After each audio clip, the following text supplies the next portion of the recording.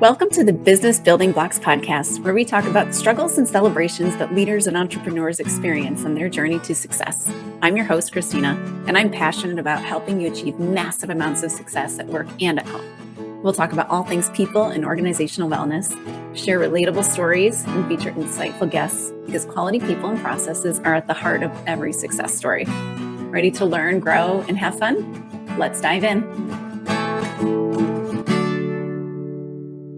Hello and welcome to the Business Building Blocks podcast. I'm your host, Kristina Schmidt. Today, I have a very special guest, Nathan Crankfield. So, hi, Nathan. Hi, Kristina. Thanks for having me. It's great to be here. Oh, I'm super excited to have you on. So Nathan has two roles that we want to talk about today. So the first is with Hallow, so a sales associate with Hallow, and the second one is his own endeavor of seeking excellence. So both, I think, are super interesting. So I'd love for you to share with them when we get there. But before we get started, I want to give you a chance to kind of introduce yourself and tell us who is Nathan, where do you live, that kind of thing. So to give us a little bit of lowdown on you. Sure. Yeah. The quick overview. So born and raised in Harrisburg, Pennsylvania, as we were talking about beforehand, became a Michigan fan at the age of 11, which is important. Big University of Michigan football fan. Yep. More importantly than that, another key decision in my childhood became Catholic when I was 13. So I converted to become Catholic when I was 13 years old. Came from a broken family. Parents ended up getting divorced when I was 19. And so that formed a lot of my decisions, just my relationship with my dad that was kind of on and off in my middle school years, and really has formed a lot of what seeking excellence is when we get into that and talk about the 7 pillars, because I really saw what it looked like to struggle in each of those areas. Mm-hmm. And so that's why I made the commitment to want to be excellent in those areas in my life for my family. And so went to Mount St. Mary's University in Maryland and did Army ROTC there. After I left, I became an infantry officer in the Army. Airborne School, Ranger School, infantry training, and then went to Fort Bragg, where I served in the 82nd Airborne Division for 3 years, including 1 combat deployment to Afghanistan. Then got out of the Army. I worked at Dynamic Catholic as a parish consultant for a year, and then even shorter stint at Benedictine College, which was mainly to date my wife in person because she had moved back to the area to work for Sarah Swafford there for a year. And then once we got engaged, moved to Denver, where we live now, and we got married in 2022. We have an 18-month-old son named Jordan, who is the second love of my life, and we have 1 in the oven. So my wife is 18 weeks pregnant as of recording, which is exciting. Oh my gosh, congratulations. That's so exciting. Yeah, thank you. Yeah, it's super fun. So yeah, we're really looking forward to it. We just had friends that were really convinced their second was a boy, find out that it's a girl. So now my wife is like going through an identity crisis. We have like 3 more weeks until we find out. So you are going to find out. We are, yeah. We're a find out family. Nice. So we'll find it out October 23rd. So we're looking forward to figuring it out. Yep. That's exciting. Well, I have 2 boys, and it's quite fun. And they're about mine are a little farther apart than yours are going to be. But yeah, so they're a lot of fun. But granted, you might have a girl. But that's right. Yeah, we'll see what happens. You might. I think I'm very transparent that I wanted a boy, and so we have the boy. Like whatever happens after this, I'm just excited. So okay, cool. Well, you'll love whoever it is. Absolutely. Yeah. Yes. So amazing. Well, congrats. So just out of curiosity, because I didn't know this, but so you became Catholic at 13. Did your whole family become Catholic at that time, or just you? No, there was about 4 years when I was the only Catholic on both sides. So I was the only Catholic in my family. And my mom converted. I was her confirmation sponsor when I was 17 or 18. Oh my gosh, that's so amazing. The next one. Yeah, and then her best friend and her 2 kids ended up coming in the church about a year after that, I think. So wow. Okay. So I had 2 sponsors done. I had been a sponsor twice by like 18 or 19, which was really, really cool. That's amazing. And so I feel like a lot of the work that you do now is kind of ministry. Like, did you always know you wanted to do some kind of work, like ministering sort of work?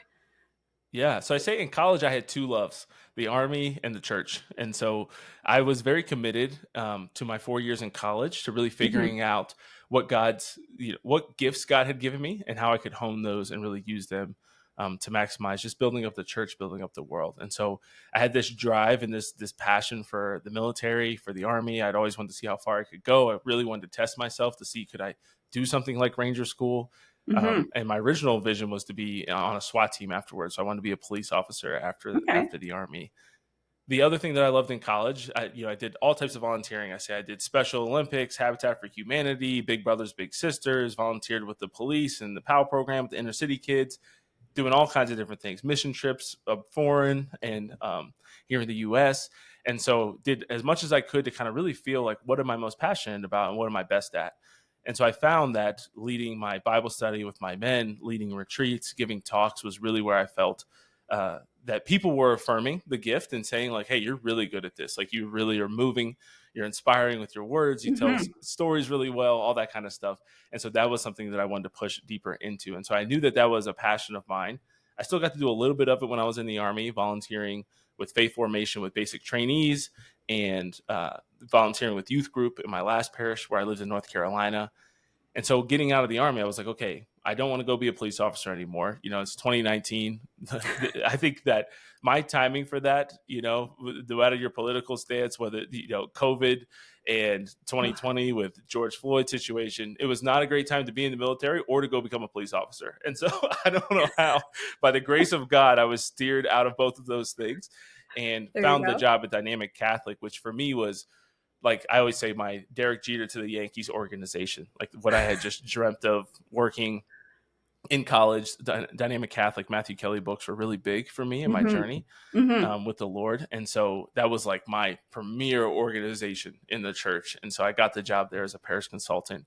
And that really kind of kicked me back off into the church world and doing Nice. ministry type work. Yeah. Nice. I get so inspired by people that like have that vision so early in life. Like I was a late bloomer in all of it, I swear.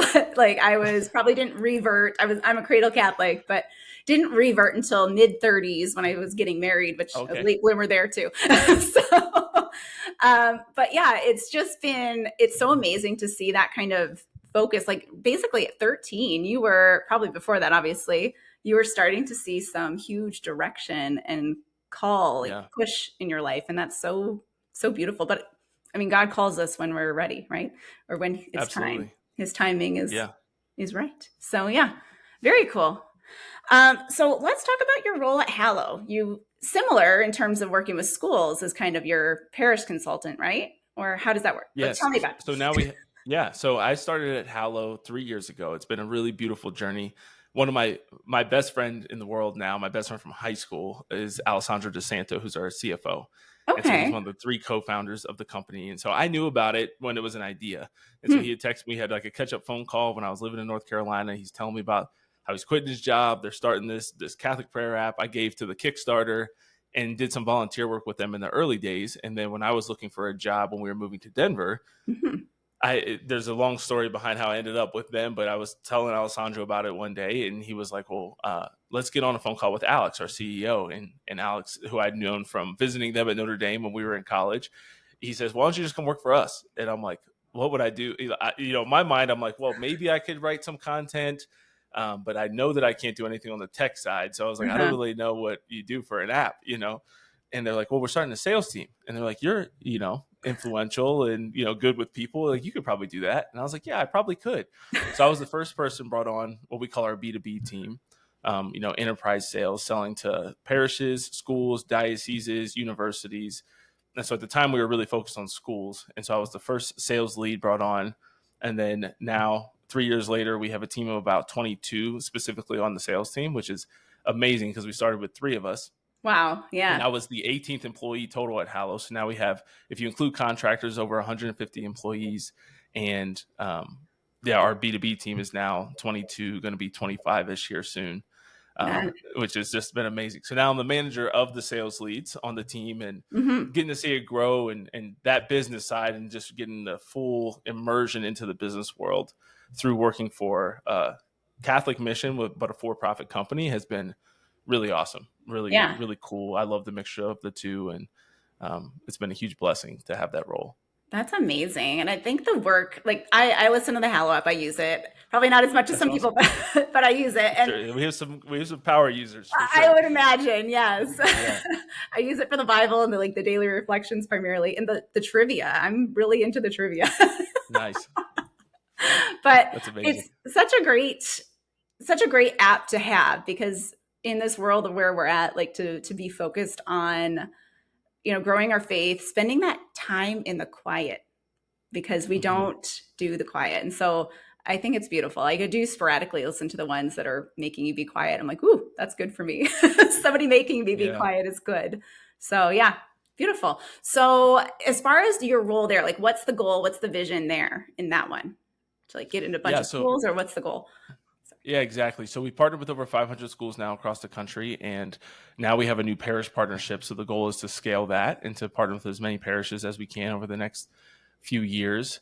And so, yeah, we've been really become kind of the next phase of the company, of really trying to invest into the B2B team. We've kind of proven the first 3 years was kind of proving that this works, that we can do this and that we can be impactful, obviously, on the mission side, because we always look at things from both the mission and the business perspective. And so we want it to Mm-hmm. make sense for both anytime we make a decision. And so the mission side is just realizing that, we have over 650 million prayers have been completed in the app.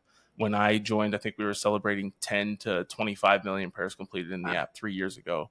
And I always like to clarify when I say that I do not take credit for the exponential growth in that way. We've obviously contributed to it in some way, but it's been amazing to see the individual adoption. Over 20 million downloads, been the number one Catholic app in the world for years now.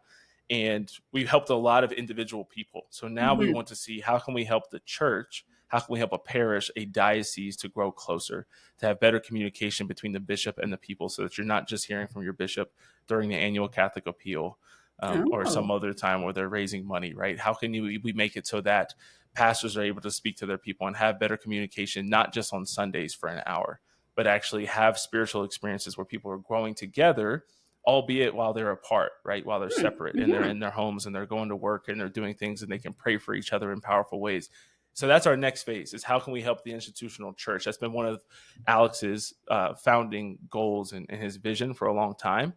But we knew we needed to build out a big library of content and really make something excellent before we brought it to the church, to try to help not just individuals, but the institutional church. So fantastic. Like Yeah. the like thought that the leaders have, like, so Alex has such a great vision, and he's trickled it down that everybody feels excited about it. Like it's just, that Yeah. is like what an excellent company culture feels like. And I don't think that's as rampant in the world as it should be. That's my No, it's mission in certainly life, not is to make common. that rampant in the world. So That's so awesome. happy to hear. Yeah, it's beautiful. I always say Yeah. I say it's the best company in the world, and I don't take that lightly. I think it's really, really a unique and special place where they do try to make it the best job you've ever had. They've told me that since day one, and that's Mm-hmm. always been a mission too, for making it enjoyable for the employees, but Mm-hmm. also trying to build the best team that we possibly can. So having really high standards, and obviously having a really, really important mission. And so we get these beautiful user testimonies and stories of people who have used the app to, we've saved, people who are on the verge of taking their own life, people on the verge of divorce, people on the, dealing with drugs and alcohol addiction. I mean, you name it, right? People who have just been in despair and feel like God doesn't love them or care about Mm-hmm. them or has never spoken to them before. And so when you get these beautiful things, I mean, it's really easy to get out of bed in the morning and realize that you're doing something important. Yeah. But the leaders do a great job of still doubling down on that and really tying in each one of our roles, whether Mm-hmm. you're just editing the audio, or you're somebody that's, doing marketing, or you're somebody that's doing sales, or even the background for the sales, that, hey, you contributed to this high school kid finding God and having what we hope will be a lifelong relationship with God because of the work you do. So beautiful. We all have to serve our part in our Yeah, mission, basically. So awesome. that's right. So I want to hear more about seeking excellence. I've listened to your podcast. I've checked out the website a bit, but just tell me about it. Just give me the once over of it, and then we'll dig in. Yeah, so seeking excellence really came about from, I always say, from my college experience. So going back to my family situation that I talked about, getting to college, not really having any, especially Catholic men that I could look up to in my life, or Catholic role models really in general. I got to college and I was like, okay, this is truly a fresh start. I have an opportunity here to become somebody that I'd respect, that I want to be, that I think is going to live a fulfilled and purposeful life. And so I just had to ask the question, what's the best way to live? Like, how do I become a great man? What does greatness and success look like for me? But not just on this individual, like over individualized sense, but Mm-hmm. also just like objectively, what does it mean to be good? What does it mean to be great? So the Mount did a great job. I minored in philosophy, loved ancient philosophy, especially Greek philosophy, learning about Aristotle and Socrates and their approach to answering that question. And then that was obviously built upon by Aquinas, well, first Augustine, then Aquinas, and many saints throughout history. And just learning about that, developing my prayer life, I started to answer this question. And so I think you start with kind of a mind, body, soul approach, which is what I think the church really, I think poorly, but still tries to emphasize or focus on, right? We don't talk about the mind and the body very much or what that looks like to be excellent in that area, but you will kind of hear the mind, body, soul language Mm-hmm. in the church in different capacities. Mm-hmm. Yeah. What I realized and what I liked about Matthew Kelly in his approach, he added a fourth component, which was emotional. So he says the four parts of the human person are mental, emotional, physical, spiritual. Mm-hmm. And emotional meaning your relationships. And I've long believed that the quality of your life is largely determined by the quality of your relationships, right? If you don't have good friendships, if your marriage sucks, if your relationship with your kids is bad, you're going to have a pretty crappy life, right? It's hard to feel great about yourself and feel like you're crushing it if all of your relationships are in the toilet. So I was like, okay, that's a fourth one. So that's another thing I have to be considering. And I'm Mm-hmm. discerning marriage and, thinking about those things early and trying to figure out, okay, what kind of person would I want to marry? What kind of spouse do I want to be? What kind of father do I want to be? And so then it kind of gets into the real world. You get out into the army, and you get your first performance review. And you realize, we call it OER, Officer Evaluation Report, but Okay. it's basically a performance review. Yeah. And I'm like, okay, these matter, right? This is going to determine if I get promoted. It's going to determine how much money I make. I realized with my parents growing up that money was a huge point of conflict in their marriage, and that Mm-hmm. it's one of the leading causes of divorce. So going back to the relationship stuff, I'm like, okay, that's going to greatly impact my marriage and how I provide as a father. It also affects my spiritual life because the way that I manage my money, God has a lot to say about it. The Bible talks about money a lot, right? Uh-huh. And Uh-huh. so I'm learning all these different things and putting it together and saying, okay, so professional matters as well. So I add that as kind of a fifth pillar. Then I realize I'm starting to make money. I get out of Ranger School and I have, you know, uh, a decent bit of money saved up, $20,000 or something like that, because I've been gone for 5 months and just collecting a Yeah. paycheck and paying minimal rent. And so I'm like, okay, I have all this money, but I'm like, I don't know what to do with it. And I went into the army at $300. So now I have $25,000. I'm like, I don't want to just buy a new car and, Mm-hmm. be broke forever. So I'm like, I got to figure this out. So added the financial pillar. And then my last one, the seventh pillar that I talk about and how I kind of built this out was what I call the social pillar. And the reason why that came is because I also realized the six that I talked about, not only do they impact each other and they're very intertwined and they impact your spiritual life, Mm-hmm. as well. I think that they're some of the main ways that the devil utilizes to pull you away from God, right? He'll utilize Mm-hmm. poor mental health to pull you away from God.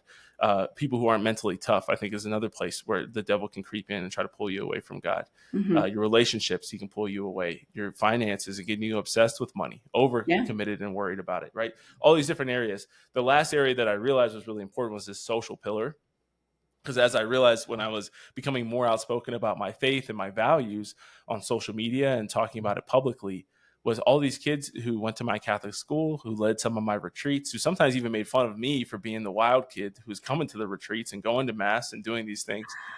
They now are arguing with me about the church's stances on a lot of these controversial, kind of hot social topics of our time. And so Okay. I realized that they had gone to these progressive universities, go out to jobs in the corporate world, and their values were just watered down or totally removed. And I was like, okay, this is the seventh area that I think is really important, that God wants us to be excellent in. How do we become excellent citizens? What does it look like to actually form a society where a church is influencing culture, which is then influencing politics, not the inverse, which we currently have, where you have Mm-hmm. politics influencing culture, influencing the church.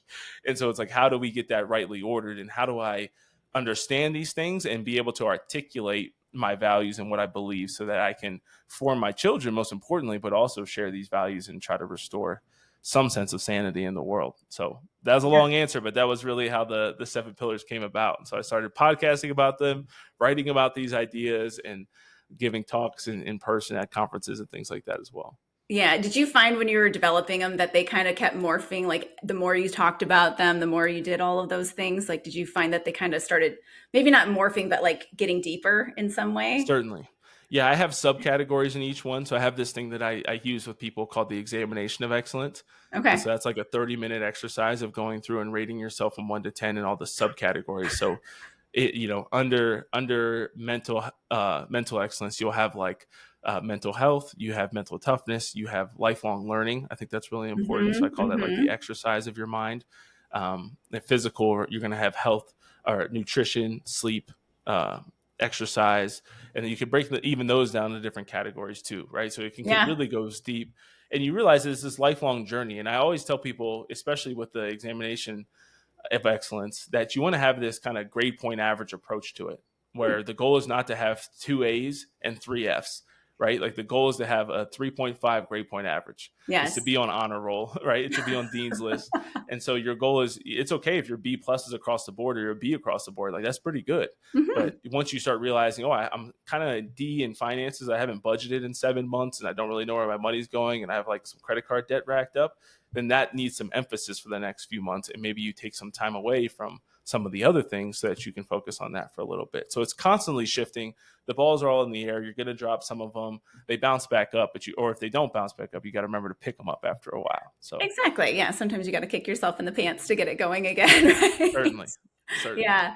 No, I've been working on mine. So I have like what I call a cornerstone framework, and it's basically for a leader. And so it's leader, then strategy, and I kind of have subcategories of personal and business, then the team, then metrics, then processes, and then it's all continuously improving. And so it's kind of a 6 stage thing. So it's a Yeah. similar way, but I keep building up. It's like, well, there's so much in the leader section, right? And it's a lot, I think, of what you're working on, because it is about developing that whole person, and there's so much depth to it. So I love that you've got this very structured approach. Now, is there an Yeah. order that people should work on it, or is it like you just pick whatever you need to pick, or how does that work? Yeah, it's a great question. I think that so the spiritual one, I kind of use it as like a tent analogy, right? So the Okay. spiritual one is that central pillar and all the other ones are around it. But that's kind of the foundational one. So I would say if you're a zero across the board, that is obviously the one that you need to start on first. If you're Catholic, going back to confession, starting to develop a daily prayer habit, going to mass every Sunday, starting to Hmm. do the minimums of Hmm. what the church expects or asks of us is the place to start. Outside of that, why I like the examination exercise is you kind of get to see which area needs the most help. Typically, everybody cares about one or two of them at least. Hmm. There's very few people who want to be excellent that aren't at least doing fairly well in a couple of these areas. Sure. What Yes. you find is that they're usually ignoring 1 to 3 of them as well. And so you have a lot of people who are very devout and faithful in their life, and maybe they're very serious about their professional life, but they don't care about physical fitness at all. They haven't thought Hmm. about it. They haven't been to the gym. They don't care. Or you have somebody who does care about fitness and they care about their spiritual life, but they haven't read a book in 3 years. Hmm. And so Hmm. you very clearly start to expose some of those things. And so the area that's the lowest, that's the place to begin. And I think picking 1 to 3 things that you want to start to implement over the next month or quarter is Hmm. the way to do it. This is a long term. I always say, like, my vision is just to be absolutely amazing when I'm 50. Right. And so I Yeah. have 19 more years to get there. I've been on this 10-year journey of doing this so far. And so I'm like 50, 60, like I want to be like a true guru in these 7 pillars, but I'm giving That's myself, awesome. 30 years, 40 years to get there. And that's, I think, the long game that you want to be thinking about is just similar to how you hear about this with diets sometimes, is the goal is Hmm. not to just lose weight, it's to create a new lifestyle. Yes. So the excellence is a lifestyle. It's not something that you just want to have a good, 2 weeks in your spiritual life and then die out. So you really got to take that habit building wisdom and apply it to this. Hmm. Absolutely. I always say that it's like all of this stuff is, so this is me pulling my math geekiness because I'm an engineer by, I went to That's school for right. Yeah. engineering. Yeah. It's asymptotic. So to teach everybody about math. So an asymptote is basically, it's that line that this curve will always approach but never touch. And I feel like Oh, okay. excellence in perfection and continuous improvement, like that is, we're never going to get there, like, but Yeah. you have to continually improve, and you may be very excellent by 50, but like you're never going to be complete. There's always, we're still No. sinners, we're still Yep. humans.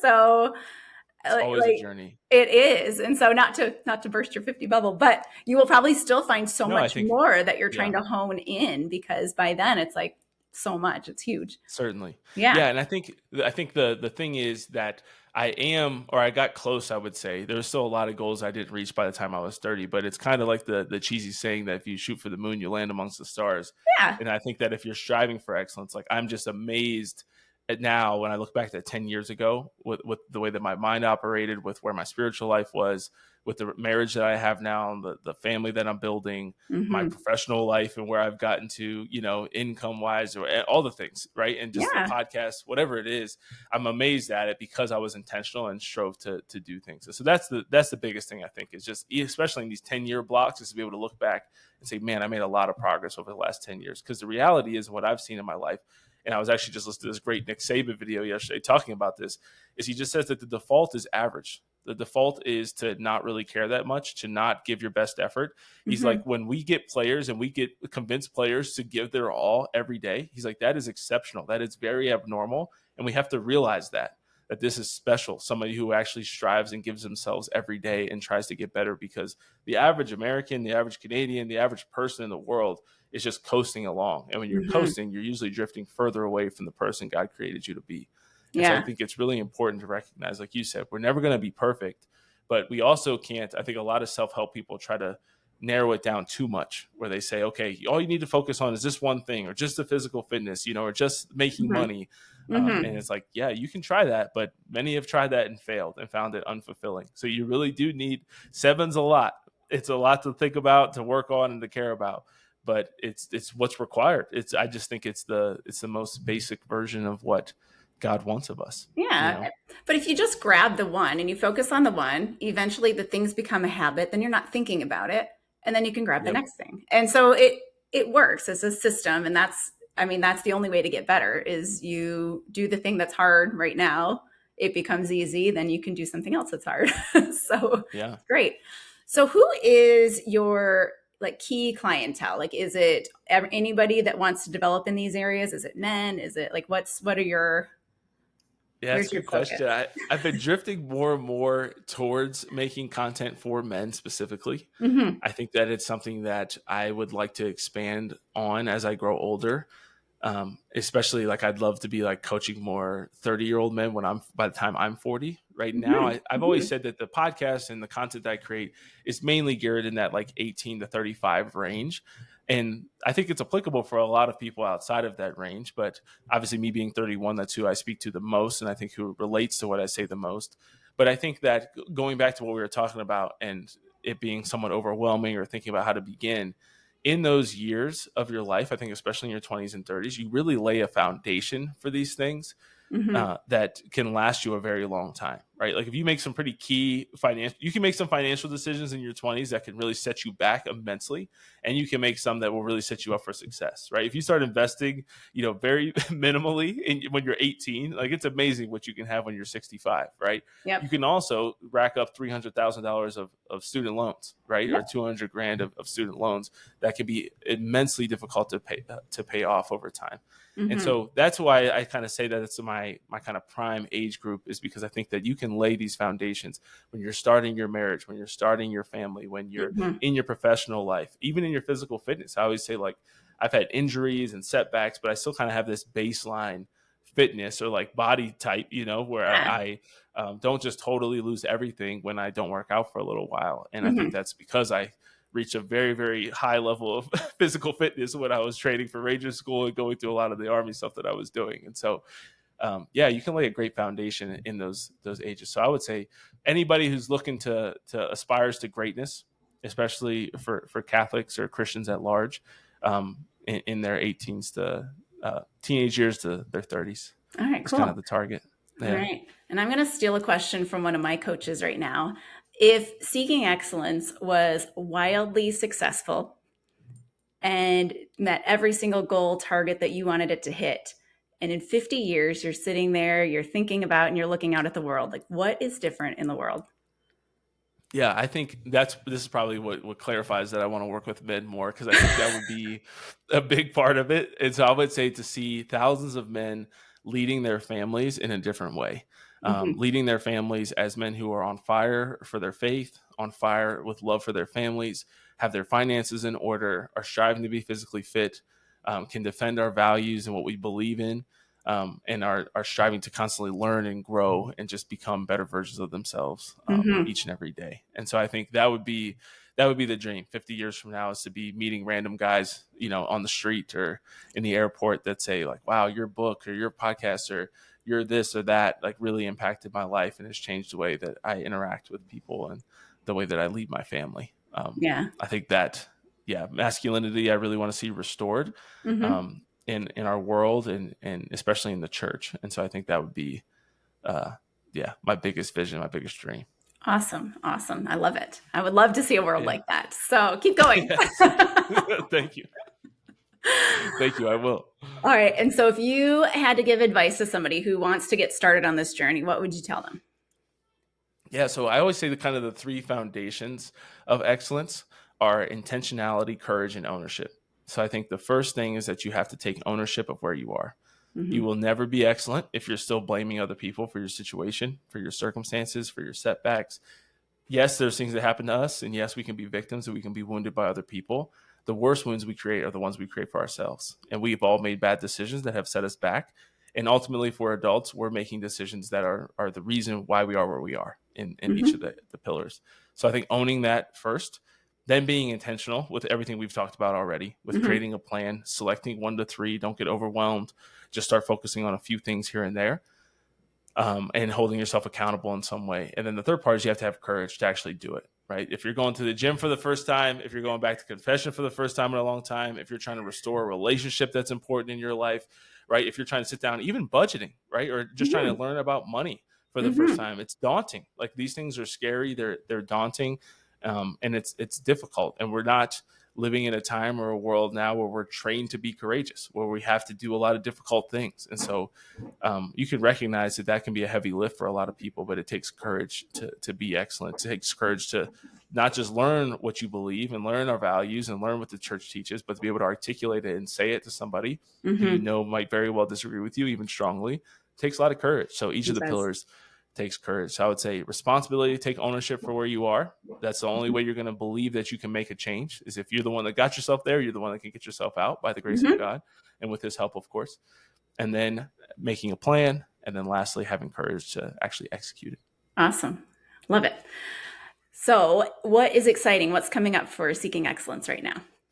Yeah. So my big project for 2025, I'm obviously continuing the podcast. I've had a locals channel for about a year where I Mm-hmm. have supporters there, and share a lot of additional content and things like that, which has been really fun. But my big project for 2025 is I've wanted to create this excellent life program. And so this is going to be a year-long program where I'm going to be meeting with people monthly. So it's going to be a coaching program where I'm going to be meeting with them monthly. There's going to be assigned reading. There's going to be extra additional videos and kind of formational content. And then we'll obviously be leading with the examination of excellence and doing similar tracking and accountability weekly throughout the year. And so I'm really Okay. excited about this, and I'm trying to select now. I've had a number of people apply for it, but I'm going to start with just 5 for Okay. 2025. And that's a program that I've been thinking about for a long time and have wanted to build out and make something really big and really special, because I think that is where the rubber will really meet the road for a lot of people. You hear Mm-hmm. me talk Mm-hmm. about it. The podcast is good. People have made good changes to their lives. But I think this is going to be the deep dive to really have some accountability, have somebody giving you insights, ideas, challenging you, pushing you to become the best person that you can be. And so that's the big thing for 2025. And so Awesome. I have links and stuff for that I can share if people are interested. And then I'm sure we'll have like the links to the podcast and all that stuff. But Yep. Yep. I'll have all that yeah, in the show notes. So awesome. That yeah, sounds really exciting. So yeah, I'm looking great. forward And to it. if people want to get in touch with you, what's the best way? Yeah, so Instagram's great. So just at Nathan Crankfield on Instagram is a good way to. And then I'm on LinkedIn as well, as you know. So Nathan Yep. Crankfield on LinkedIn, which is where I post the most now, is on LinkedIn. And I do post a lot on stories and stuff on Instagram as well. But either of those two places are great places, or of course locals. So if you join locals, you can join for free, or they can become a supporter. But you can always message me on there as well. Awesome. All right. Well, thank you so much for coming on today. I feel so inspired by all the work that you're doing. So That's thank you so great to much for hear. sharing. I appreciate it. And to my listeners, if you want to start working on yourself, reach out to Nathan.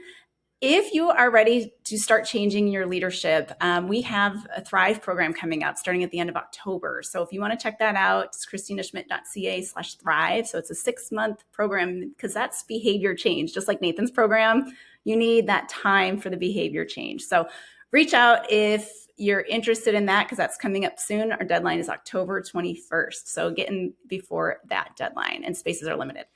All right. Well, thank you so much, Nathan. I really appreciate having you on, and I will see you all next time on the next episode of the Business Building Blocks podcast.